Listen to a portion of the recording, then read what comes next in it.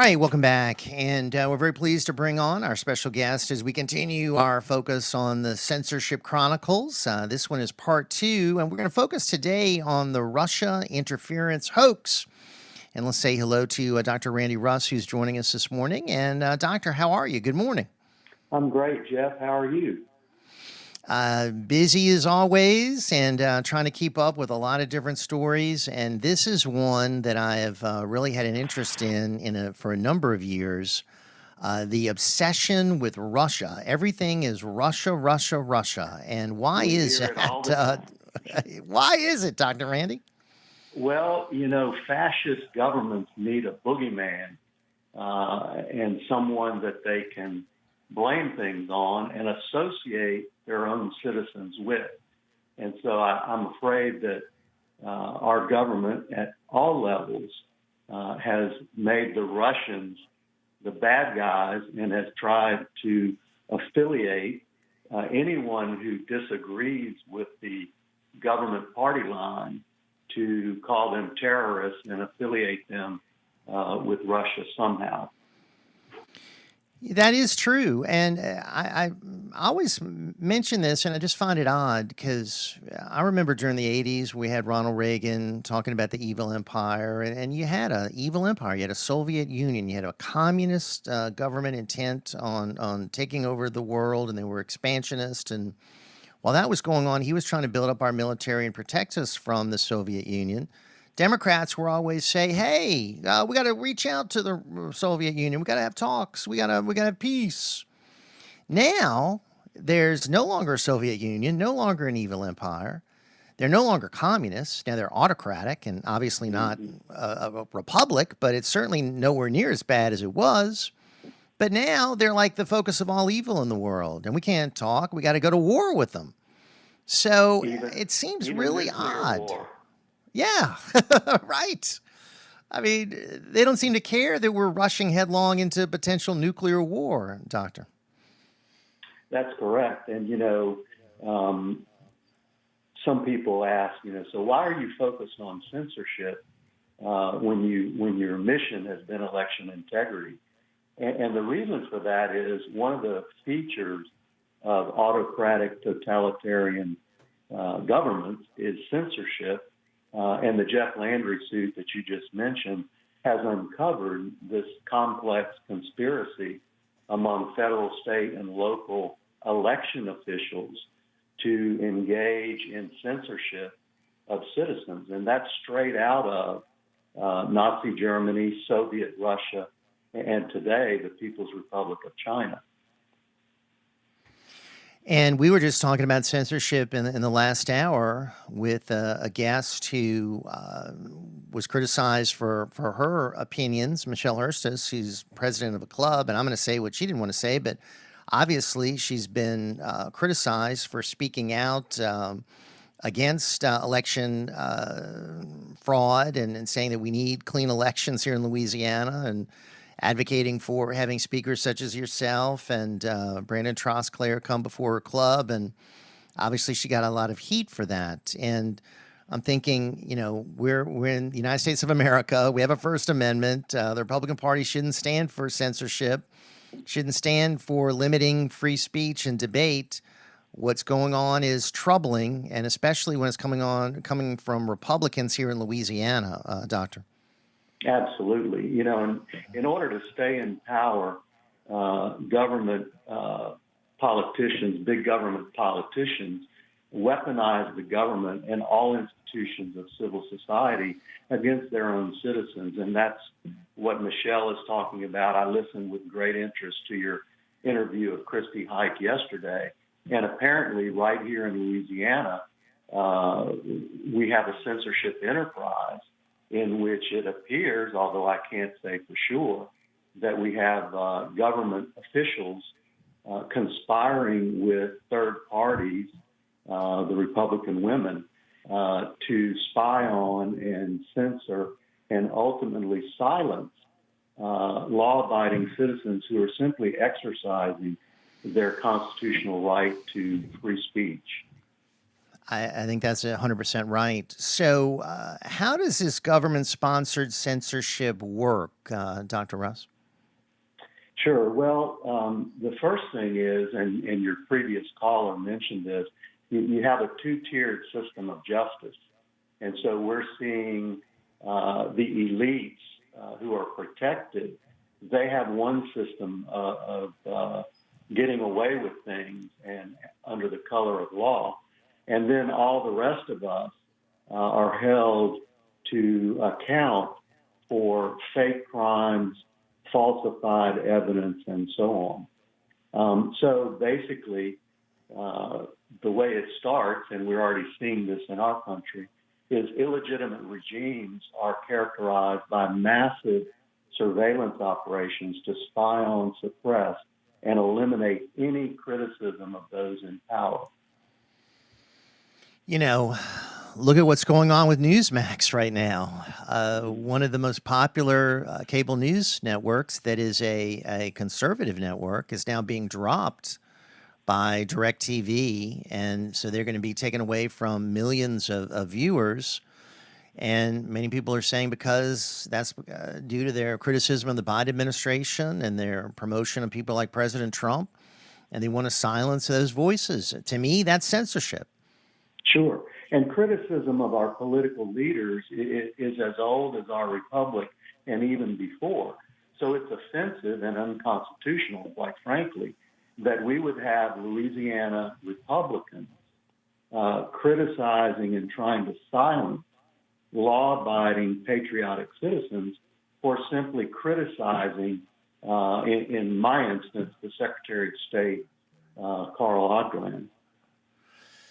Here, and I've been around a while and been following politics for decades, and I do not remember this ever happening. I never recall this before, and it's shocking and disturbing that it is going on now, and it should raise a lot of red flags out there among folks across the state.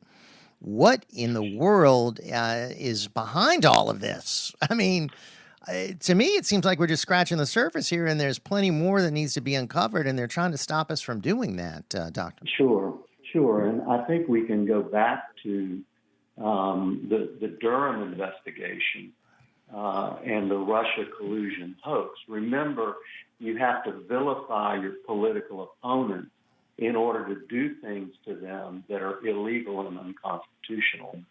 So one of the ways that this censorship and these dictators operate to instill fear is by fabricating crimes and then falsely accusing citizens of crimes against the state, such as spreading misinformation.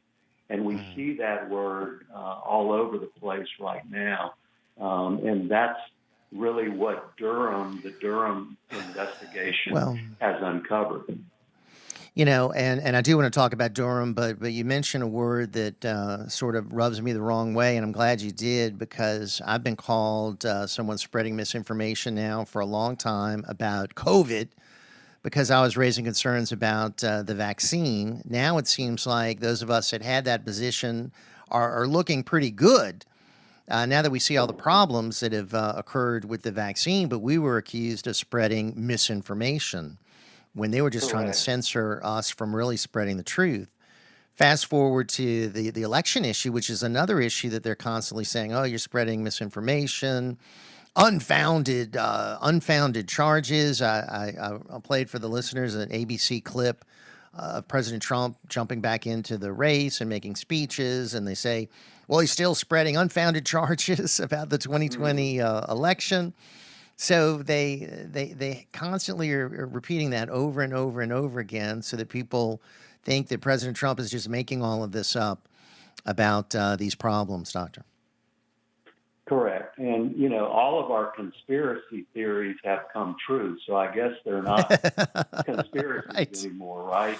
And, you know, every week the amount of disclosure and truth coming out is accelerating. And all of the things that the government and the media have been saying, and many private corporations, has been proven to be absolutely false. And the best example of that is Special Counsel Durham who was tasked in 2017 to investigate Russian collusion. And what he's found is that the people colluding with the Russians were the Democratic Party, the Hillary Clinton campaign, the FBI, the Department of Justice, bringing all of this these fake allegations and fabricated evidence against conservatives, and specifically against candidate Trump and then later President Trump.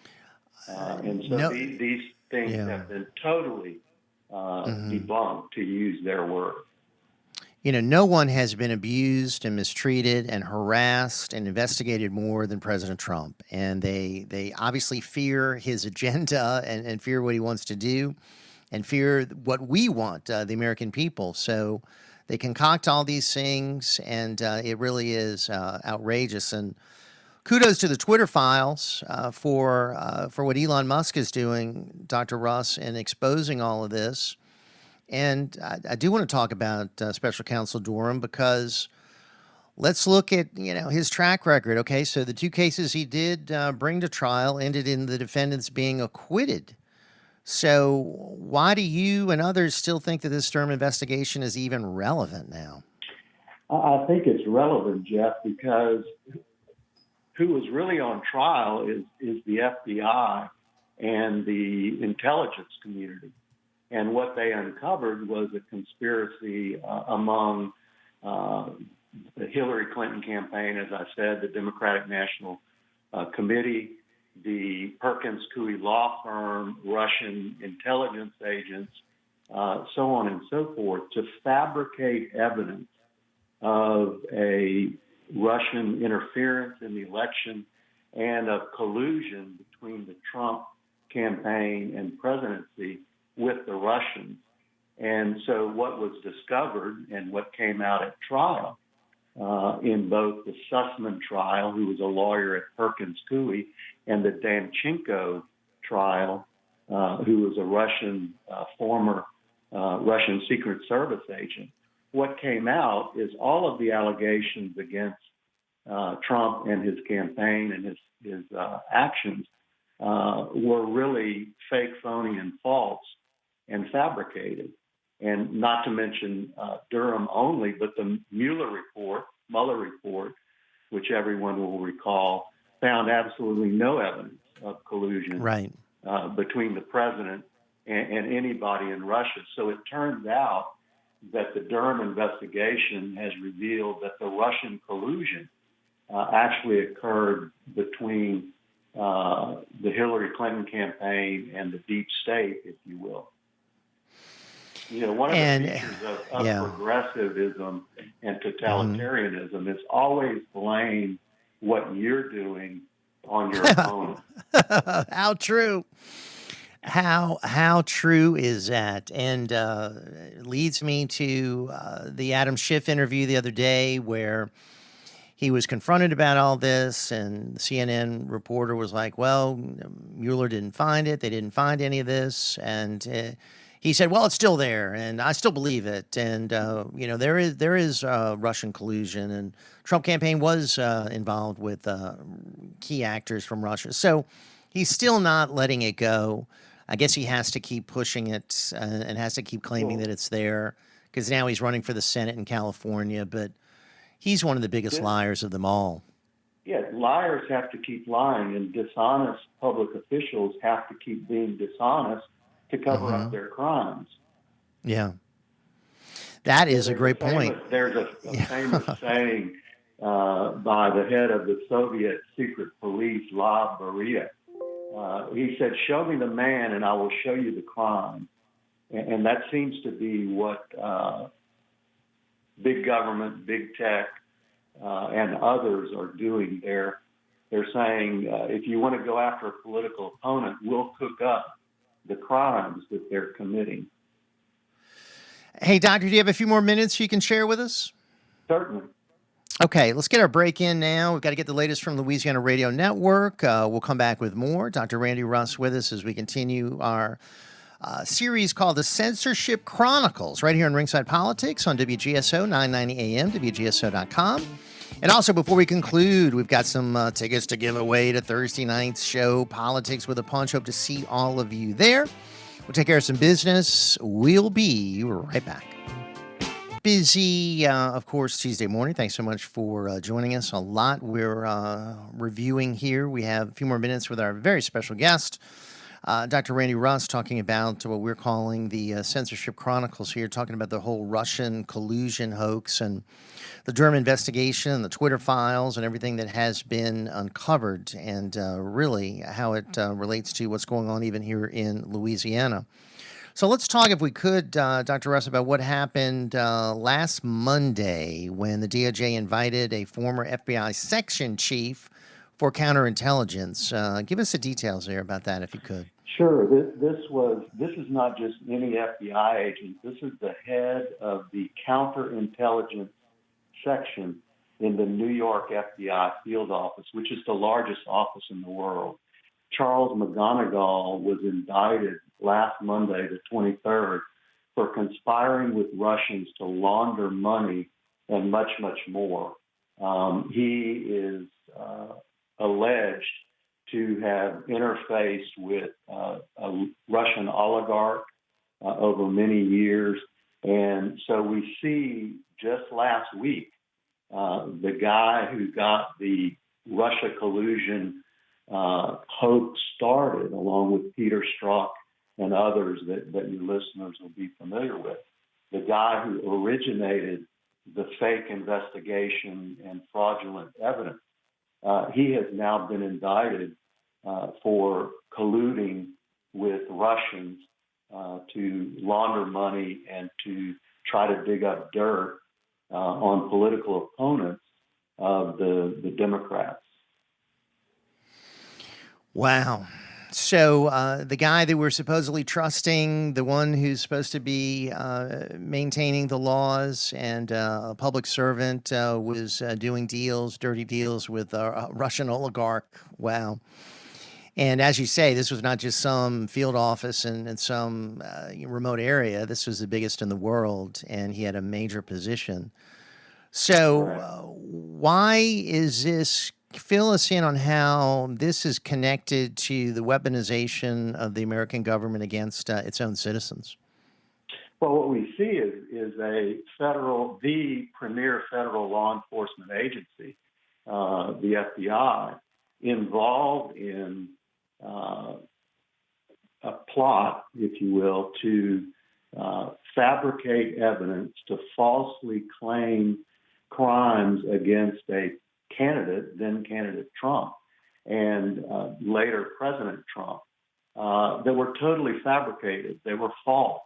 And that should concern every American, because if they can go after President Trump, they can go after you and me. And in fact, they are going after, as was said earlier, the January 6th prisoners. So while Ray Epps, who many believe is a federal FBI informant, while he's free, 1,000 Americans have been falsely accused. And they want another 1,000, Dr. Russ. Their goal is to arrest 2,000. And I've interviewed some of these courageous folks that are behind bars, and they're being mistreated. They're not getting their due process rights. They're being abused worse than the prisoners at Gitmo. That's why a lot of them said, please transfer us to Gitmo.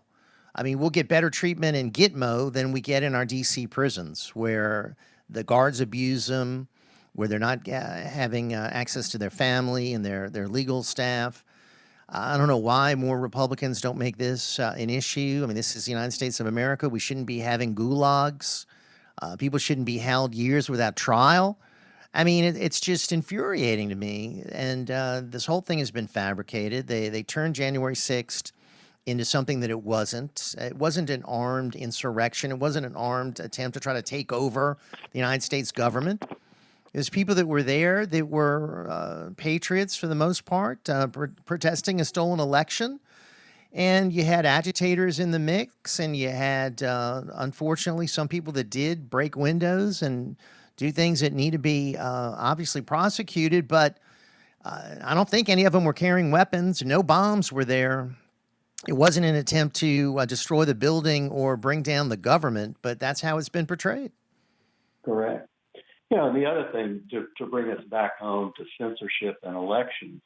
So if the FBI would be involved in these kinds of matters and lie about it, when we're told by the election industry, government and private sector, that 2020 was the most secure election in American history, and then we find out that the Department of Homeland Security and CISA and the Election Assistance Commission are involved in censoring Americans at federal, state, and local levels, we have to question our elected officials here who are going around the state saying that we don't have any problems, our elections are totally 100% secure.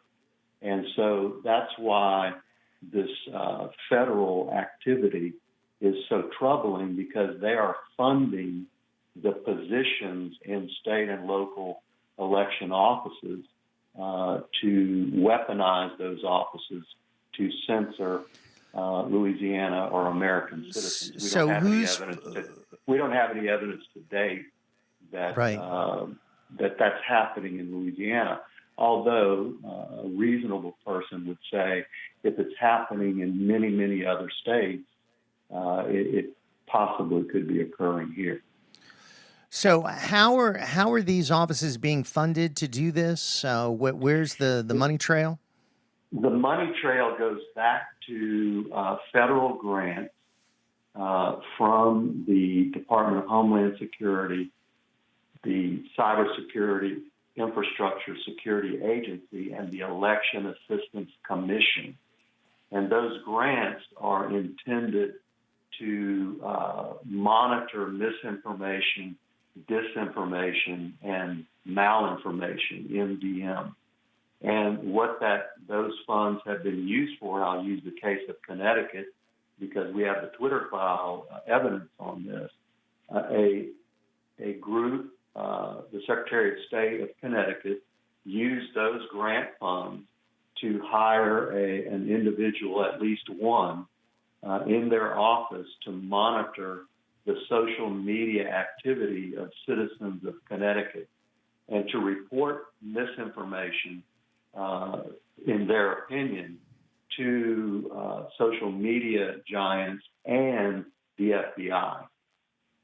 That's a fact. We have the emails in the Twitter files, and we have the press release. I mean, these people are so bold.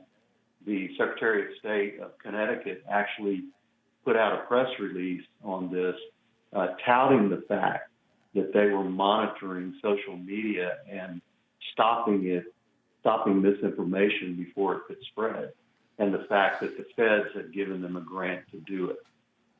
And we know from our discussions last week, your presentation with your name attached to it was scrubbed from social media, right? That's correct. When the material was put up there without your name, it was allowed to stay. So somehow your name in connection to this issue caused it to be removed. And you must be on some sort of a list, even though you're not a user of social media, right, Doctor? I'm not. I have, I'm a senior citizen, and I haven't been on social media. The video of my presentation was actually posted on a community group down in Homa on their YouTube, but it had my name on it. And so the question is, if I'm on a list, how did I get on a list? Who put me on a list? And is there someone in state government or local government monitoring me in order to censor me and silence me? And is it the same people that are trying to monitor and censor you from speaking before the Louisiana Federation of Republican Women's Clubs? So they're trying to censor you there too.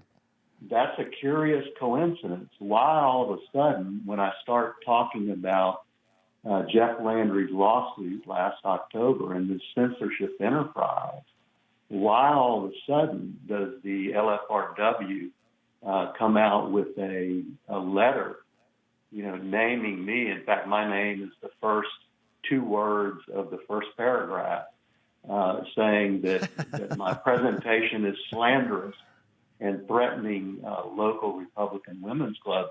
It certainly makes me curious as to who's behind it and what their motives are. And is state power being used to censor law-abiding, productive Louisiana citizens? Yeah, and that would be, in my opinion, a misuse of state power. And all this is troubling, and all of this tells me that you are getting close to something big here, that they're trying to work so diligently to censor you. And if I were you, I would not be happy with this. This would be something that would be quite disturbing, right? I mean, have you looked into potential legal action, Dr. Ross? Well, what I can say is it in fact is very disturbing. And I'll say it this way, Jeff. I am pursuing all legal avenues available to me to get to the bottom of this, not for my own sake, but to protect the good citizens of Louisiana from a corrupt government that is intent on stealing our God-given constitutional rights. Well, I again want to thank you for the time and effort you've put into these presentations. I want to thank you for all of your research. You're doing this because of your love for our country, our state. This isn't something that you're making money on. You're suffering all of this because you're trying to expose what is happening. And we really appreciate you, and we want to thank you for joining us here on the program. We'll look forward to our next visit with Dr. Randy Russ as we continue our Censorship Chronicles right here on Ringside. Thank you, sir. Talk to you soon. Dr. Randy Russ with us right here on the Ringside Politics program. Pretty amazing what is happening. And it's not just other places. We're talking about right here in Louisiana. All right, we'll take a brief time.